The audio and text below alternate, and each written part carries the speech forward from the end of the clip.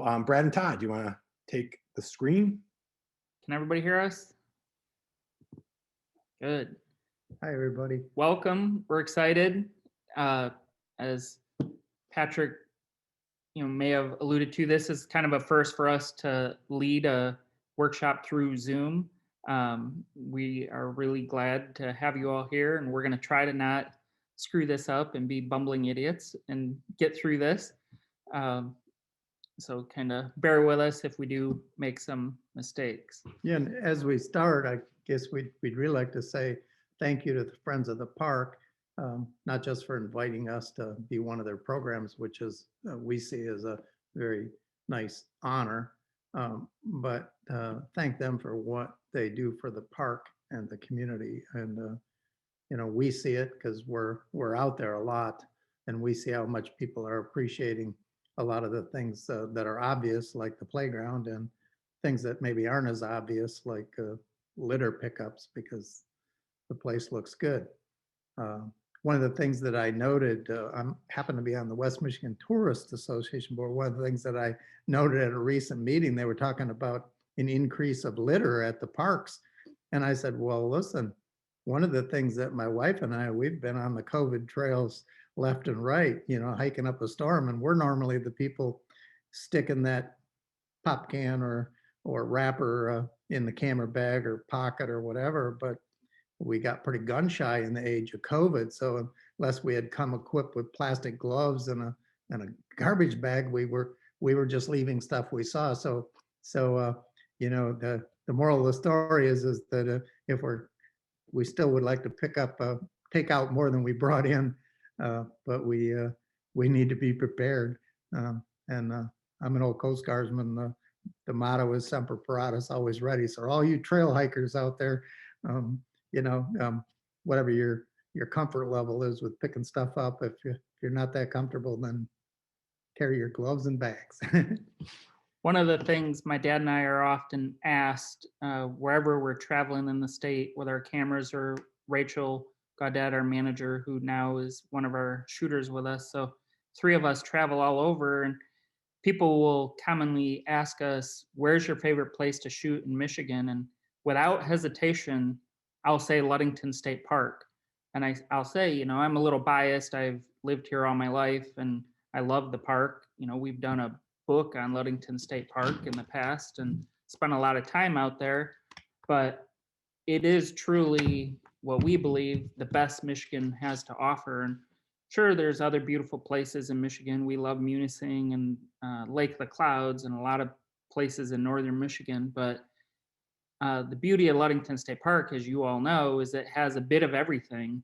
And even on a July or August day, you can, in 5 or 10 minutes, feel like you're the only person on the planet and get that solitude and that beauty. And we are just so fortunate, and we feel so fortunate to have a group like this that cares about the park and helps maintain it and keep it clean and keep it top of mind for people. And so that's awesome.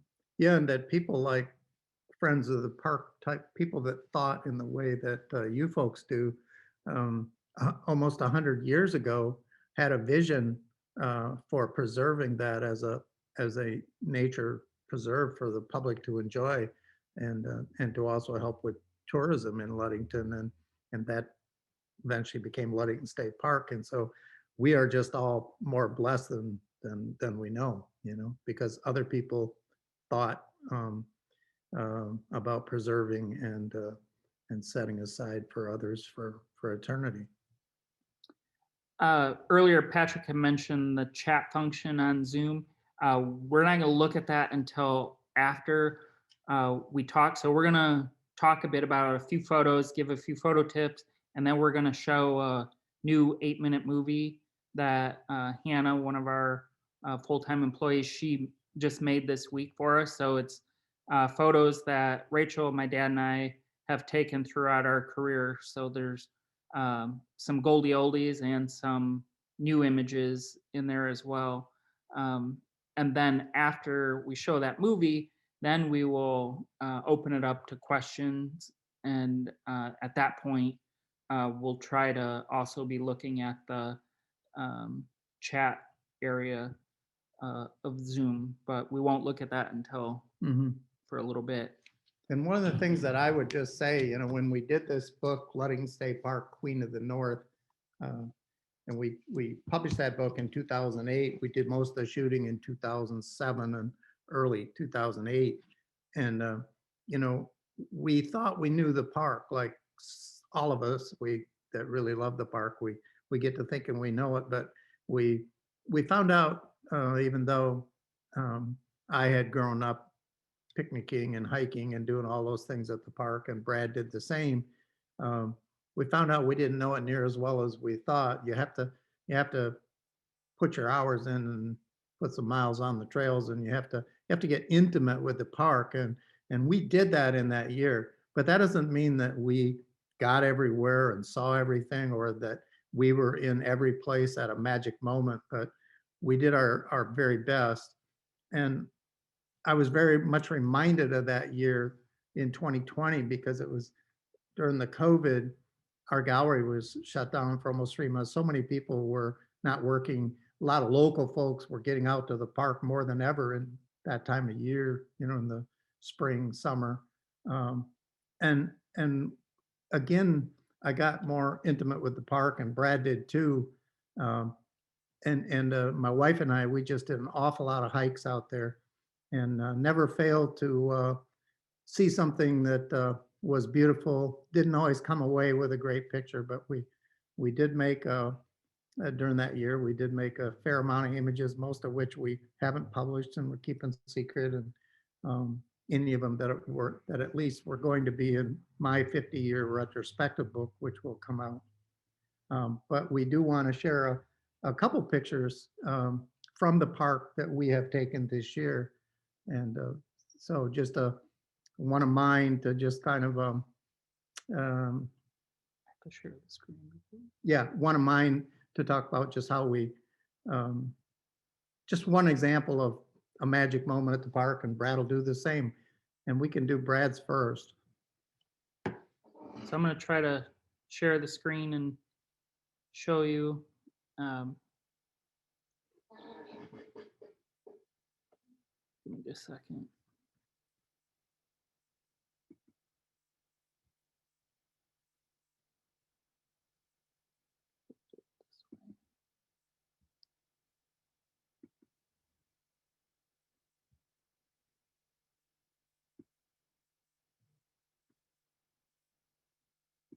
All right, I think I got it. Somebody nod your head if you can see my screen. All right, cool. We're going to give you some photo tips tonight that'll help you when you're out there at the park. One of our favorite photo tips is helping people learn the different layers of a photograph. And most people shoot the subject and the background, but they forget the most important element to almost every photograph, which is the foreground. And often the foreground is not even like an exciting subject per se. It's not the lighthouse. It's not a wild animal. It's not a bald eagle. It's not a fox. It's what's in front of that animal. Well, in this case, Rachel and I last year for 2020, we shot a photo every day of the year. So it was leap year, so there were 366 days. And later this year, we're going to release a book, and it will show all of my 366 photos, one from every day, and all of Rachel's 366 photos. So it was a lot of work. We shot every day. You know, no matter what, we had to make a book quality image. And then COVID, you know, threw a monkey wrench in that. And in some ways made the book way better, and in some ways just changed it. I don't think it hurt the book, but it changed it. What it allowed me to do was spend a lot more time in Ludington. Originally, the book was going to be a more broad Michigan-based book, but we had decided when quarantine started, we weren't going to travel more than 30 miles from Ludington. So I drove out to the park. Of my 366 days, I bet you I drove to the park 250 of those days. I didn't always make my image for that day at the park, but I was out there at least along M116 250 days out of 2020. And of course, when you drive into the park, I always look right over the Sable Bridge, and then I usually come to a stop if there's no traffic, and then I look left. Well, that's what I did this night. I looked right, and it was boring and not exciting. And I wasn't expecting to see anything when I turned left, the west, and I was floored. I could not believe what I was seeing. The Sable River was completely glass. It was beautiful. It was like a mirror. And then those dramatic storm clouds were rolling in. So, and I went up, I parked my truck, and I came back and with my tripod, and I got to work composing this image. And back to the foreground, I made the river and the reflections the foreground of my image.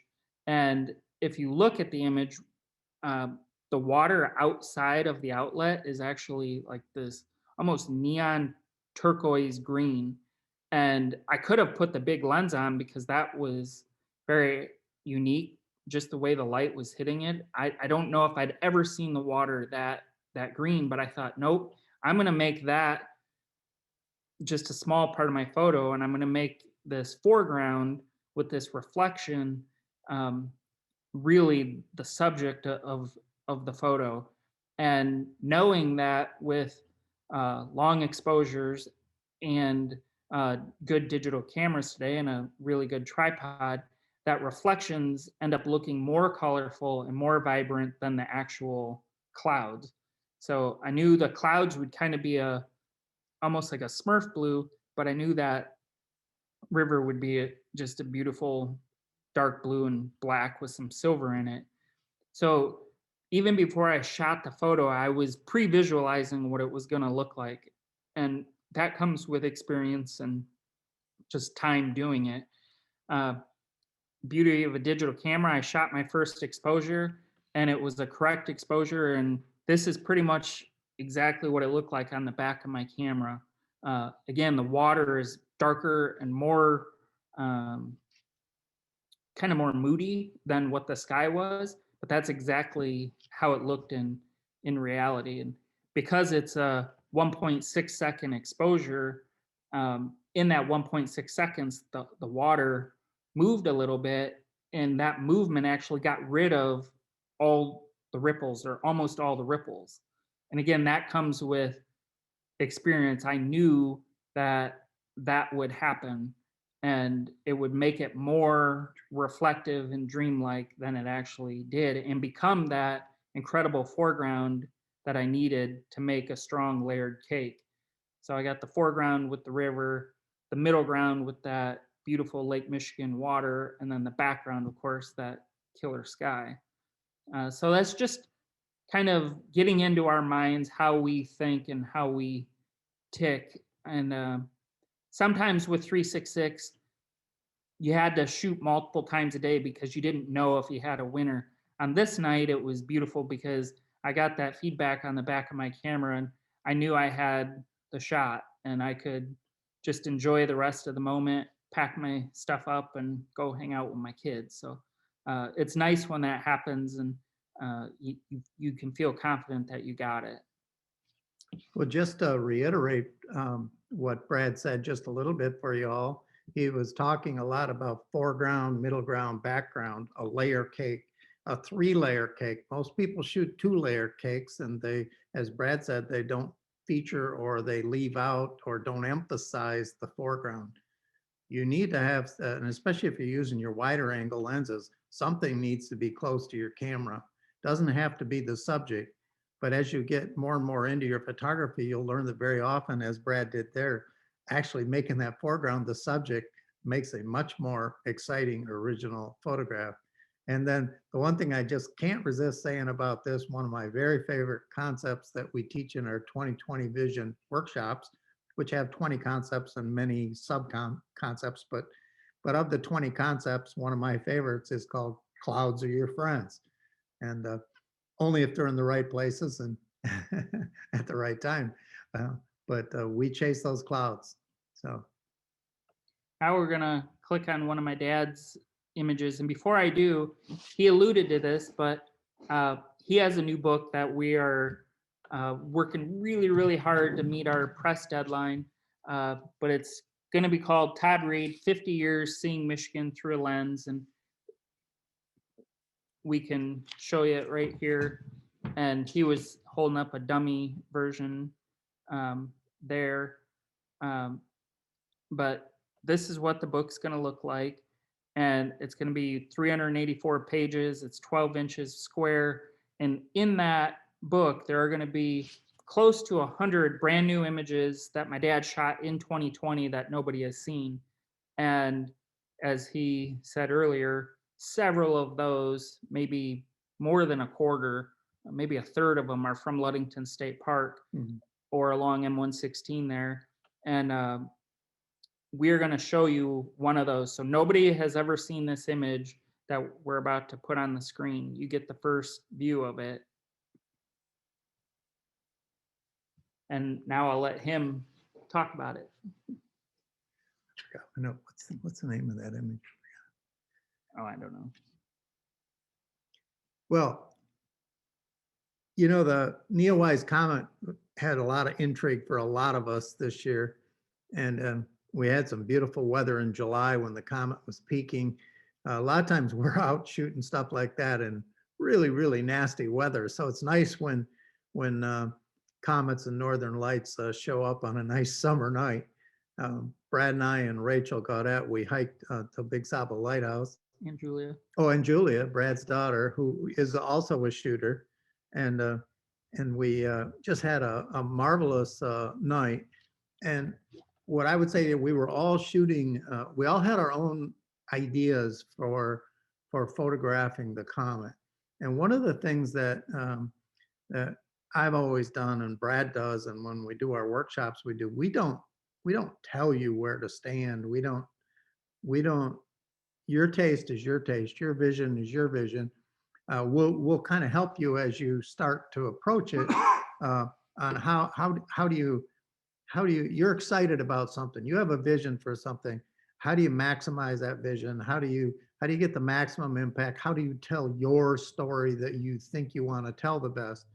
So as I explored this before the comet showed up, before it was that dark, I got up on a dune and I had a really good vista. And my vision at first was that I was going to photograph the whole keeper's house and the entire lighthouse. And there was a beautiful tree with leaves that were being lit by a lamp there at the light. And so I started out making that image, and Brad was, you know, he was 100 yards away doing his thing, and Rachel was way out in the sand dunes to the west or to the east doing a whole entirely different thing. And so we're all going to work. And as I made that first image, and you know, I was satisfied with the image I made. So the comet has showed up. I'm making this image, but as I analyzed that image, I thought, boy, you know, what I'm really excited about here, and this is the one thing we try to teach everybody, is when you ask yourself, what am I excited about? Well, obviously we're excited about the comet, but we're excited about the light emanating from Big Saba Lighthouse and the beauty of the lighthouse itself, of course. But what really I started to notice when I was analyzing my further back picture that showed the whole lighthouse and the keeper's house was that, you know, there was so much going on that we weren't really telling the story of how the light was emanating from the lighthouse and the light from the tail of the comet, and how those were almost drawn together. And it was like an intersection of amazing lights. And once I saw that in the more drawn back picture, I moved my position somewhat closer, and then I zoomed my lens in and I went back to work. I didn't quit. We call that finishing. Like when you've made a good picture and you go, oh, I got it now, it's all in the bag. You know, we're always trying to reanalyze it and be, you don't want to be your own worst critic, but but analyze what you did. And if nothing else, even if you love that picture you made and you think, oh, I've got it, that's a grand slam. Maybe there's another grand slam and that comet is not coming back for how many years? I don't know, 900, whatever, you know. So you better keep trying, you know. So anyway, I tightened up the shot, simplified the shot. Simplicity is a long tried and true concept in making strong photographs. And so I got rid of the junk or anything extraneous that was not telling the story of these lights and the intersection. And in the end, I just really, really liked this picture. And I was so glad that I didn't quit and just say, hey, I've got it. You know? Part of the reason he didn't quit was we had decided it was such a beautiful night that we were going to stay out past midnight so that Rachel and I could try to shoot the next day's photo out there. And that actually ended up working great because one of my very best photos, it might actually be on the cover of the book, is a photo we took after midnight of Big Sabo with the comet. Yep. So Rachel and I each got 2 photos of the day in one shoot, one before midnight and one after midnight. So we had some time to kill and experiment, and but he knew he had gotten a shot. Again, the beauty of that digital camera, you get that feedback. We like to share our metadata, and you can see that on the screen. But f2.8 on the aperture. So the lens is wide open, biggest hole in the lens that is possible. It's a 30-second time exposure. So the camera is on bulb, B-U-L-B, and then you can either hold it down for 30 seconds or you can put it on 30 with the tick marks. So take it off a bulb, move it to 30, and that's like 30 with 2 tick marks next to it, and shoot a 30-second exposure. ISO is 1600. Yeah, so it's a high sensitivity, and that allows more exposure in a given period of time. And one of the things that I would say about that as just a little tip to all of you, even those of you who are quite expert, is that if we're going to make a mistake in these low light situations on exposure, 8 to 9 times out of 10, we're going to underexpose. It's going to look good on the back of your camera, but you're not going to have turned on a lot of your pixels. And when you go to try to make a large image of it or a decent sized print, 14 inches or larger, it's going to just start blowing apart, and there's going to be contamination all over the place from where the pixels were not on. So that would be when we turned to digital cameras. I was an old Fuji Velvia slide shooter, and if it looked good on the back of the camera, to me, like a Fuji Velvia slide, which you tended to underexpose those just a little bit so they'd be nice and rich. So I thought if it looked rich on the back of the camera, that was just an ideal print, but it was vastly underexposed. And after I did that for about a year, Brad threatened to tape over the back of my camera so I couldn't see it. And so I would just go with the histogram and do what we had learned is the ideal technical approach. So we all are always learning. That's one thing we'd really leave you with, we're always learning. And real quick, back to my dad's book coming out. So besides those maybe 100 or so brand new images, it's obviously going to have a ton of photos from the other 49 years of shooting. And there'll be shots from the 80s, 90s, and 2000s at the state park, but shots all over Michigan. And a lot of people loved following him when he shot for the Ludington Daily News. So there are going to be a ton of old black and white images, some that people haven't seen since they were printed in the paper in 1970. And then I'm going to embarrass him a little bit, but we have some cool old photos we have found of him doing his job that different coworkers along the way might have taken, like Steve Banash or Rob Alway or different people, Cheryl Higginson, that captured him doing his magic. And then for those maritime lovers, a huge part of my dad's life is the Coast Guard. So there are going to be tons and tons and tons of Coast Guard images. And then for all of you that love to read, this book has more writing than any book we've ever done times 10.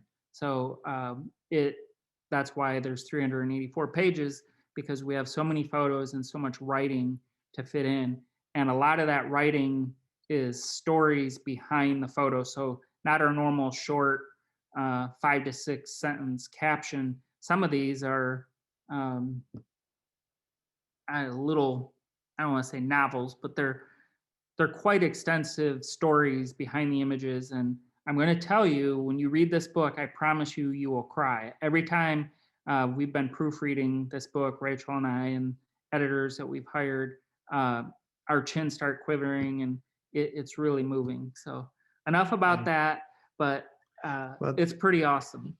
Well, I don't know if was a good idea, but I invited a number of people from my past to write their recollections of me, and I encouraged them to be, candid and that I wasn't looking to be on a pedestal. I just want, just paint a picture of just something that's really me, and I think you'll see that Steve Banash is pretty good at that. Yeah. So now we're gonna play this movie, or attempt to play it. And again, this is brand new. You're the first to see it. We'll release it to the public tomorrow. And it is, I would say, our best of the best of Ludington State Park by Rachel and my dad and I. And then Hannah picked the music and set it all up. Yeah, with the one thing that we caveat, as Brad already mentioned, none of my images from 2020 at the state park, none of those images are in here. Those are being saved for the book, except for the one you saw tonight. So so this is hopefully this is our way of paying a little homage to Ludington State Park, Queen of the North. And I'm gonna stop screen sharing for a second, and then I'm gonna pull up QuickTime. And then I'm going to share again.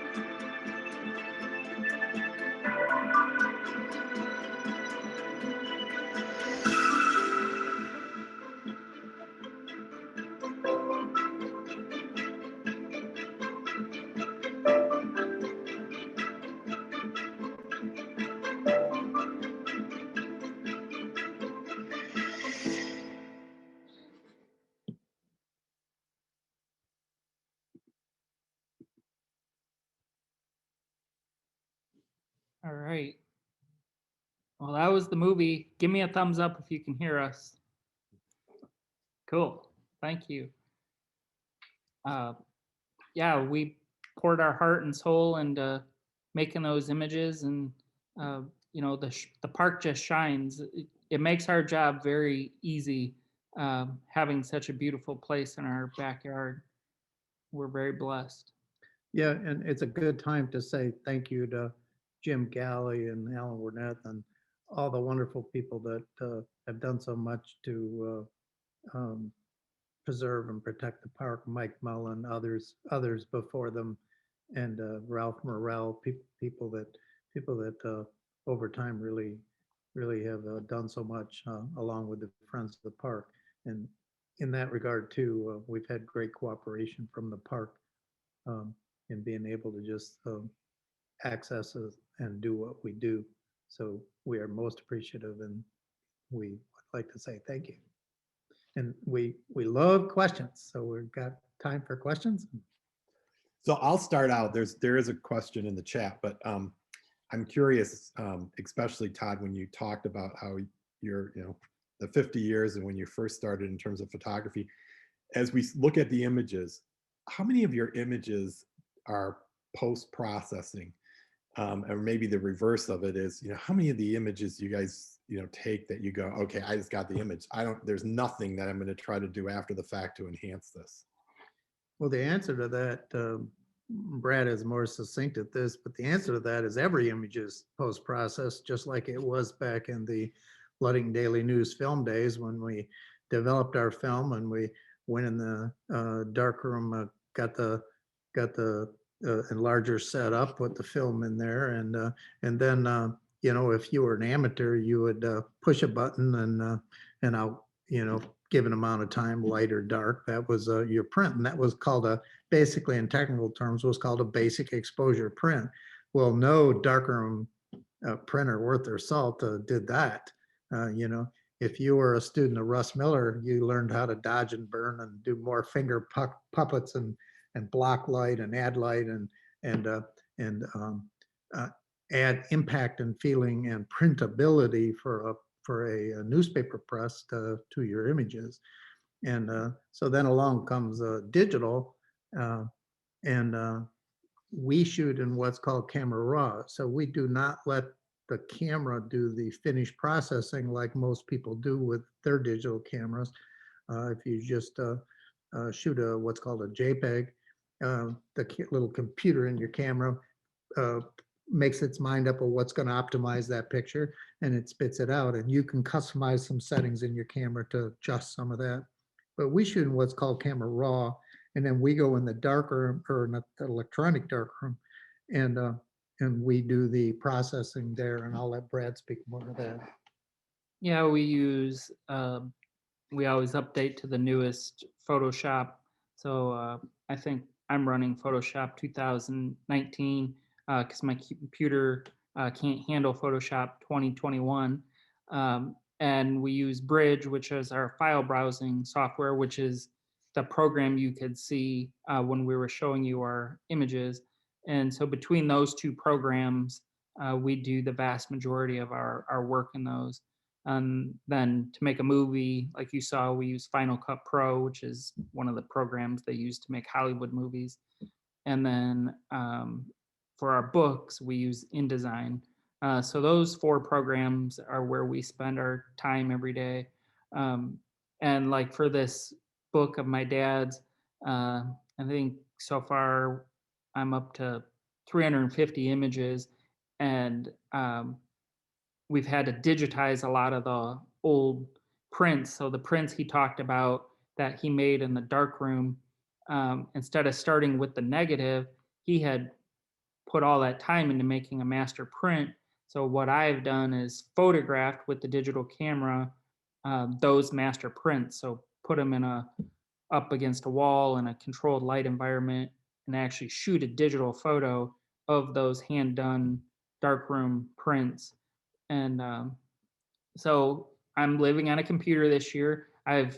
Besides duplication work, I've touched my camera one time in 2021. So I went from shooting every day of the year to now sitting in a chair doing computer work.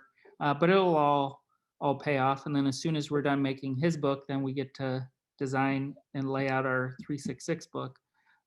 So it's going to be a year of computer work. But that's an important part to make those images sing and to actually show the viewer what we saw and what God created. That's how we have to do it. The camera sees differently than your eye does. It has a bigger color gamut in some ways, but less dynamic range. And so our whole MO is we try to show you what we saw and felt, knowing that the camera can render a scene differently than your eye. And we're trying to, Brad is trying to optimize an image while keeping it realistic. And I would also emphasize, and there were quite a few images in that state park show that you saw that were in very low light. And here's the thing is a camera doesn't see like your eye does. And one of the things that we teach our workshop students is in low light, and you put your camera on a tripod, you were shooting the afterglow of a sunset, and now it's dim, it's getting dim, and your heart is sort of, it's not so excited anymore, and your mind is then follows suit and says it's time to go to House of Flavors or whatever you're going to do, Dairy Queen or whatever it is, Sportsman's or your favorite pub. But your camera can accumulate light. And so we tell people sometimes a half an hour to 45 minutes after you thought it was time to leave, the quantity of light might only be 5% of what it was at its peak, but the quality of the light might be 20 times better. And so, and the actual color might be so much richer. And all you have to do is add, if the light was 20 times dimmer, just add 20 times more exposure. And now you got brightness back in your picture, but you've got the color that was really there in nature. So, so again, and even like a rainy day is a good example. You look out and you would say to our students, what color is that sky? And they'll go, it's gray. it's gray, or it's a kind of whitish gray, you know, and we'll say, oh, well, make yourself a little spyglass with your hands and really look at just one spot of that cloud and look at it carefully. Oh, it's blue, you know? So we normalize things just like room lights in a room, you know, and so we think we're seeing white, and it might be blue, or it might be pink, or it might be peach, but it's more subtle sometimes than what our eye sees. But boy, these digital cameras really pick it up. So hopefully that answers some questions. Got to learn to see like your camera sees. Yeah. Brad, there are some questions in the chat. If you can you see them? Right, I can read them, but if you Oh, good. Have you looked at the camera on the iPhone 12 Pro and Pro Max? What do you think? So just yesterday, my dad got an iPhone 12 Pro Max, the biggest, baddest one they make. We actually had to order it on the internet because they needed enough storage for us photographers. And all the cell phones, modern cell phones, doesn't matter if it's an Android or an iPhone, they're just getting absolutely incredible. And in some ways, it's kind of scary, and it's made our job harder. And everybody today is a photographer, and they have a good tool that can capture it pretty well. You know, they still have limitations. You can't shoot a super long exposure great on them. They get noisy still, but it's all coming. In 5 years, that may be the only camera we're all carrying around, and our big giant Nikons and our $30,000 worth of equipment might be obsolete. So, well, we'll add something to that with our bigger cameras that many of you out there have. Here's a big shift that we're seeing in our workshops. We just were totally adamant about people shooting every shot they shot on a tripod, every shot they could, you know. But we will say that we're shooting probably more handheld shots than we used to, because the modern cameras are performing so much better at the higher ISOs, which allows you to use a faster shutter speed and hand hold. And you can shoot a picture at 800 ISO or even 1600 or sometimes 3200 and still get a really, really good quality image. But, and this is the big but, only if you got the proper exposure. And I would really emphasize to you all that usually means getting enough exposure, more than often what your camera would want to give you on auto.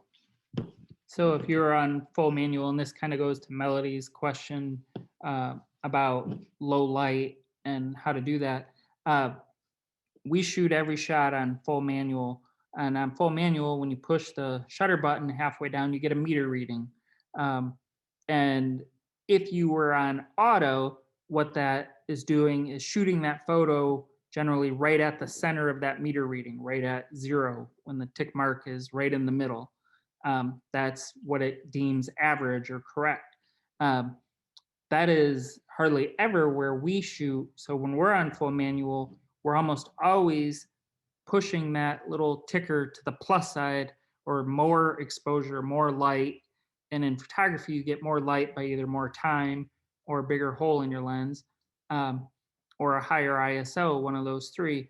However you get it, we're getting more light and going to the plus side of our meter and overexposing. And if you're looking at the histogram, the only part of the histogram that matters is the right edge of the histogram. You don't care about the shape of the histogram. You don't care about the left edge. All you care about is that right edge. And we're trying to get that histogram moving to the right, so it's at least touching the right edge of the histogram. And again, on the back of the camera, it might look too bright, too washed out, anemic, substanceless, boring. But when you download it and you do the post-processing, which is the second half of making any digital image all it can be, that proper exposure, that histogram way to the right, that look too washed out, when you move the dials and do what you need to do, you get images like what you saw in that movie, and they're properly exposed, and you're able to make huge billboard prints out of them. Let me see. Um, yep, Rachel and I are producing a new book for 366, and we hope to pre-sell that sooner than later. And then it we thought it might be out by July. It may now be out by September, October. But if all goes as planned, there will be a 366 book out at least before Thanksgiving, so we can sell it for Christmas season. Yeah, and then the 50-year book, that we are very committed to trying to have that on the street by mid-June.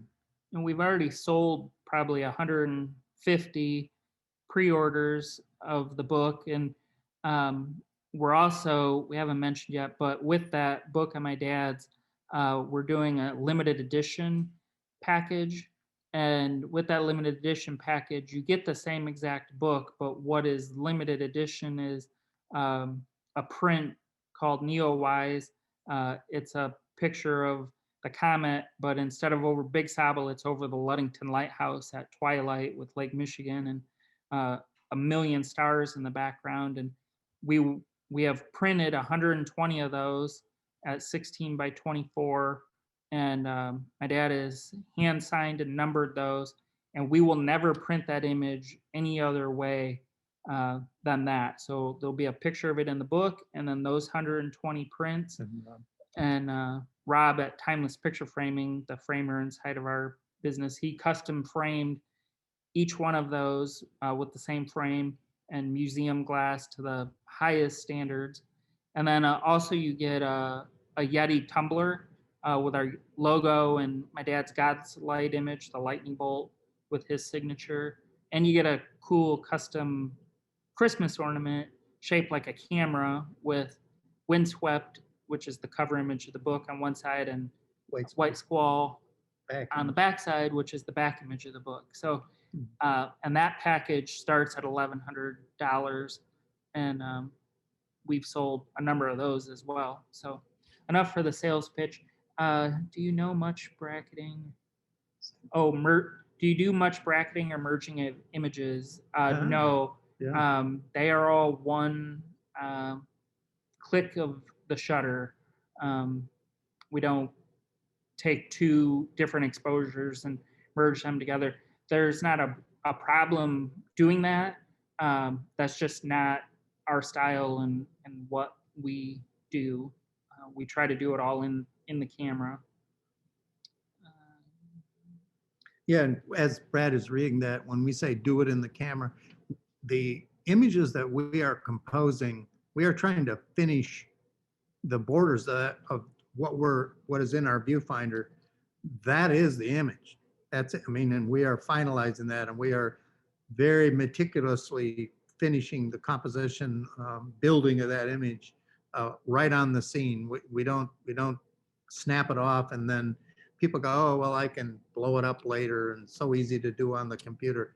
That image will be, well, first of all, you're throwing away a lot of pixels doing that, but it's also going to be much more two-dimensional. And we've started out the night talking to you about how to build layer cakes and how to make people feel like they're there. And cropping images later is not the way to make them feel like they're there or to have immediacy in the foreground of the picture. And one last question, it says, can we find this video on YouTube to view on the big screen? So that 8-minute video that we posted tonight, we will put that on Facebook, and hopefully Hannah or Rachel can get it on our YouTube page tomorrow so you can view it. And then this Zoom session may be put out there as well. I believe we're trying to record it, and people can watch this whole program eventually, I believe. That's more in the Friends of the Park hands. And we're okay if that doesn't happen.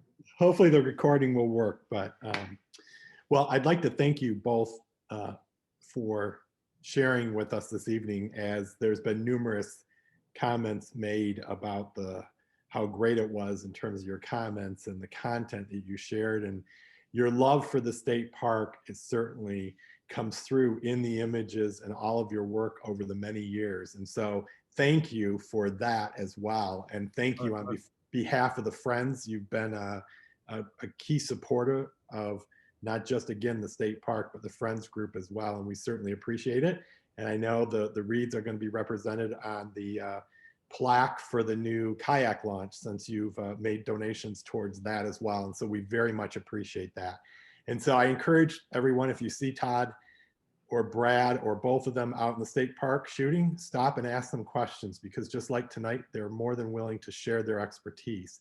And I do want to just take 1 second and once again mention, for those of you that are interested, we do have additional sessions, and you can register at the Friends of Ludington State Park. And Alan Wernette will be on, the interpreter at the state park will be online March 11th at 7 p.m. talking about the sand dunes in Ludington State Park, past, present, future. And we'll end the series this spring with Jim Galley presenting the state of the state park. And so we encourage you to participate in those sessions as well. And so again, on behalf of the Friends of Ludington State Park, thank you for joining us tonight. Brad and Todd, again, thank you for participating in this session. And if you haven't become a member of the Friends of Ludington State Park, please do so. You can join the organization by going to the Friends of Ludington State Park and signing up as a member. Thank you and have a great evening.